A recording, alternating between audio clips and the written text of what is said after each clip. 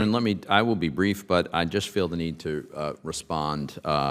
Chair McWilliams, the past chair of the FDIC, was the subject of what I think are really outrageous allegations, and I want to make it very clear that she is a highly reputable person who operated and served at the FDIC with the highest legal and ethical standards, the utmost integrity, and in the incidents that we've discussed this morning, she was exercising the authority that every chair of the FDIC has had and exercised for 90 years. And let me just say a brief word about crypto, because that's come up a lot as well. I think there's a danger that some of us confuse bad behavior by individual people with the instruments they use to conduct their bad behavior.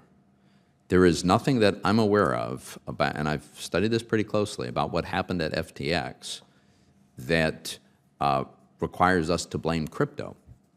It was the misuse of customer accounts by an individual who controlled them, and that could have been done, and in fact has been done, in conventional non-crypto financial institutions many, many times. I think it's much more useful to think about these various crypto projects as operating systems, software protocols, on which we are likely to see amazingly powerful apps that will solve problems for everyday Americans in the ordinary physical economy across a very, very wide range, much of which we can't imagine today any more than many of us were able to imagine at the beginning of the internet, the Amazons and Googles and Ubers and all the other apps that have completely changed America's economy. Thank you, Mr. Chairman. Thanks, Senator Toomey. And I obviously respectfully disagree. The concern about crypto increasingly is our national security and what we're seeing with people that are trying to evade sanctions. And I think that's, we haven't shown a real public purpose for crypto, especially contrasted with the potential danger.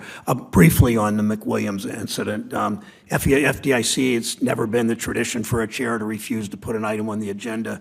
Mr. Gruenberg and others made several attempts to work with the former chair in good faith, and she chose to resign. That's the important point there. Thank you to our nominees for being here. We will work together as a committee to move forward quickly on the nominations. For senators who wish to submit questions, they're due at close of business Monday, December 5th at noon. To nominees, we'd like to have your responses by Friday, December 9th at 5 p.m. Thank you again for your willingness to serve the public, all four of you. The meeting's adjourned.